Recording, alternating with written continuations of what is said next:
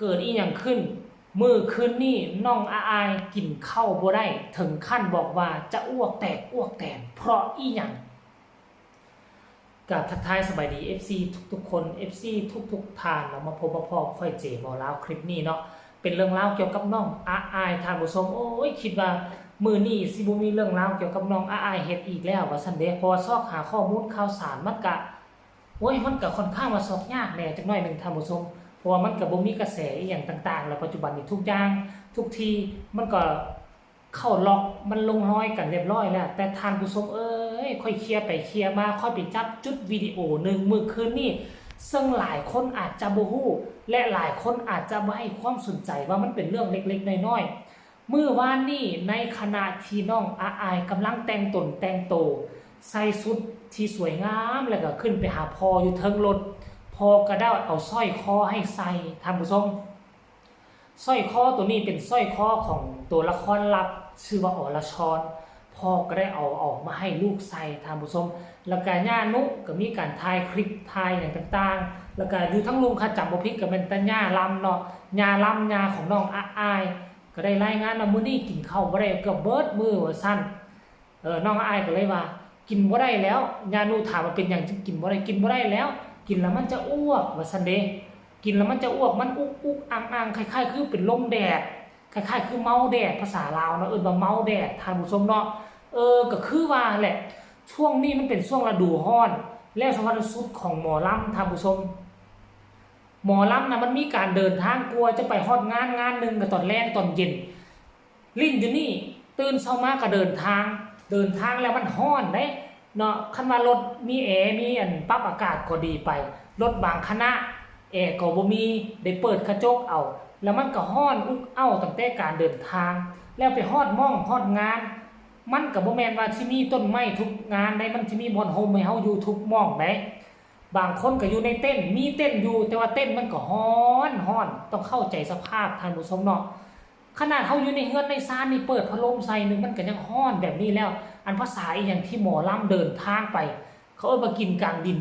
อยู่กลางดินกินกลางทรายท่านผู้ชมเอ้ย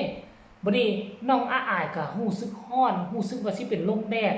กินข้าวบ่ลำกินน้ำบ่แซ่บแล้วเมื่อวานนี่ก็บ่ได้กินข้าวเลยติตอนแลงก่อนจะขึ้นเวทีเบิ่งแหมน้องบ่ได้กินข้าวเลยแล้วก็ไปขึ้นเวทีก็คงมื้อนี้คงจะอิดจะเมื่อยเพราะน้องอายเนาะแต่ว่าก็ยังใครที่ว่ามีทั้งยาลำเพิ่นไปอยู่ใกล้ชิดติดแพทย์แล้วก็มีทั้งยานุแล้วก็มีทั้งบอสนกพงศกรพ่อของเพิ่นอยู่ใกล้ชิดติดแพทย์แล้วค่อยก็เชื่อว่าถ้ามี 2-3 คนนี่อยู่น้องอายคงจะบ่มีอีหยังนะท่านผู้ชมเนาะหลังจากนั้นก็ไปเห็นคลิปนี้ท่านผู้ชมคลิปของพ่อเพิ่นแต่งตัวให้ลูกโอ้ยแล้วเป็นตาฮักเป็นตาแพงพอลูกครูนี่เขาเอิ้นว่าพอลูกครูบุญไปยืนเฮี้ยงกันบ่ต้องเฮ็ดหยังนะเบิ่งก็มีรา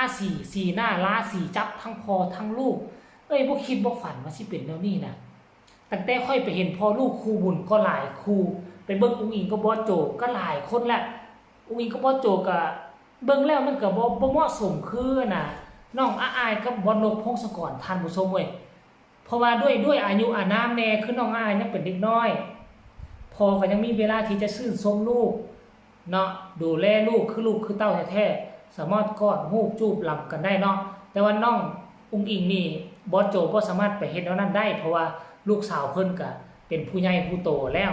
จะไปเฮ็ดแล้วนั้นมันก็บ่คือเนาะแต่ถ้ากรณีว่าบอสโจปฏิบัติกับองค์หญิงแบบคือบอสนกปฏิบัติกับน้องอายตั้งแต่แรกเริ่มเข้ามามันก็จะบ่มีดราม่าอีหยังเกิดขึ้นแต่โดยความว่าบ่ได้ปฏิบัติแบบนี้ตั้งแต่ตอนเข้ามามันก็เลยคือเหินห่างแต่ว่าเรื่องความฮักความแพงเขาก็ฮักกับแพงกันคือเก่าแหละเนาะท่านผู้ชมเนาะไปเบิ่งคลิปนี้แล้วเฮาจึงมาพ้อกันไปท่านผู้ชมคือมากินข้าวลูกกินไม่ได้เป็นหยัง อ้วก ฮ้อนบ่ เป็นวันให้ที่ไหนเดี๋ยวมันปวด เหมือนมันเป็นวินแดด วินเดียดกีฬาไปยุ่ใส่คือวินเดียดครับมึงเป็นเราใส่ใส่เหตุการณ์ใส่เตะข้อยกันงามพอซื้อมาเป็นสาวแล้วก็พอใส่เตะไห้ท่านมาตะลุงแม่บอกใส่เดี๋ยวก็อยากใส่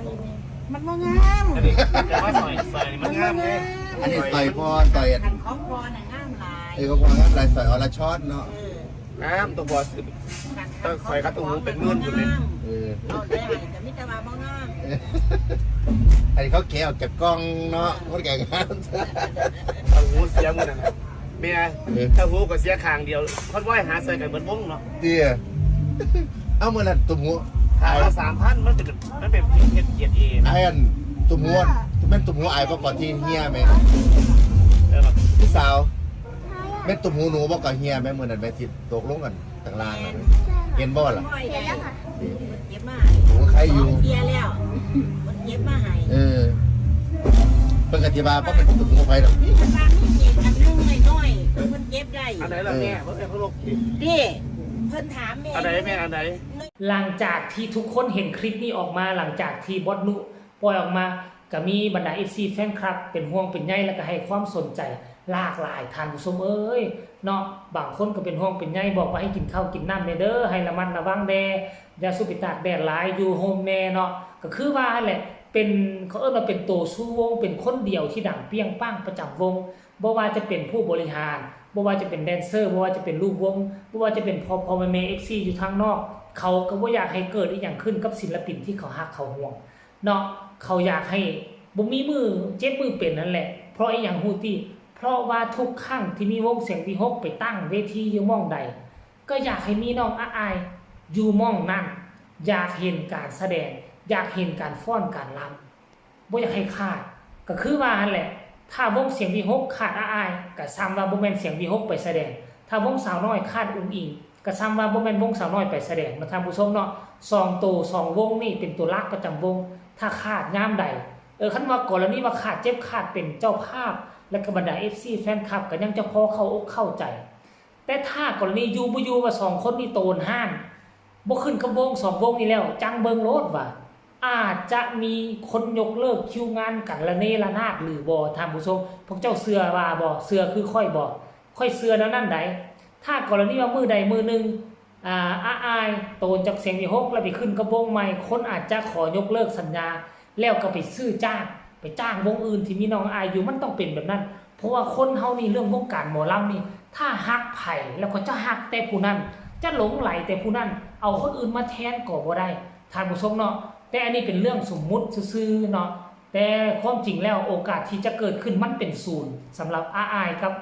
บอลโดพงศกรจะคงจะบ่มีม่องที่เขาเจ้าแยกจากกันได้ท่านผู้ชมน้องอายก็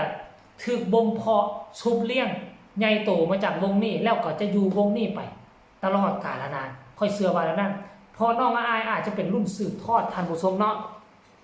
ถ้าพอนกพงศกรอายุฮอด50 60เมื่อใดถ้านำทับบ่ได้แล้วน้องอายก็จะขยับขึ้นมาอาจจะอยู่ในทีมงานผู้บริหารเนาะแล้วก็จะเป็นเขาเอิ้นว่าแม่พญาประจำวงต่อไปมันก็อาจจะเป็นเรื่องราวที่ดีปัจจุบันนี้เสียงที่6ก็อุ่นใจแล้วจะมีรุ่นลูกรุ่นเต้าขึ้นมาสืบนอแทนแนงเนาะถึงแม้ว่าจะบ่เป็นลูกในไส้ก็อย่างน้อยๆก็มีคนที่เฮาซุบเลี้ยงมาและคนที่พวกเฮาบ่มเพาะไว้มาจั่งทาอยู่เนาะการทายเปลี่ยนผู้นำวงนี่ถ้าบ่มีศิลปินนักร้องที่เข้มแข็งวงมันจะสุดตัวลงได้กลัวเฮาจะปรับกลัวเฮาจะจูนกันให้มันขึ้นมานี่มันค่อนข้างว่ายากมาทำผู้ชมเนาะโอเคคลิปนี้เอาเรื่องราวน่าเป็นห่วงเนาะของพ่อแม่ FC ที่มีต่อน้องอายมาฝากมาตอนกันเพียงส่ำนี้ใครมีคำตำหนิติชมคำคิดคำเห็นแนวใดก็ส่งมาใต้คอมเมนต์ได้ฝากทุกคนกดไลค์กดแชร์กดติดตามเพื่อจะบ่พลาดในคลิปต่อไปที่สำคัญจะกดข้ามโฆษณาพบกันใหม่ในคลิปหน้าสำหรับคลิปนี้สบายดี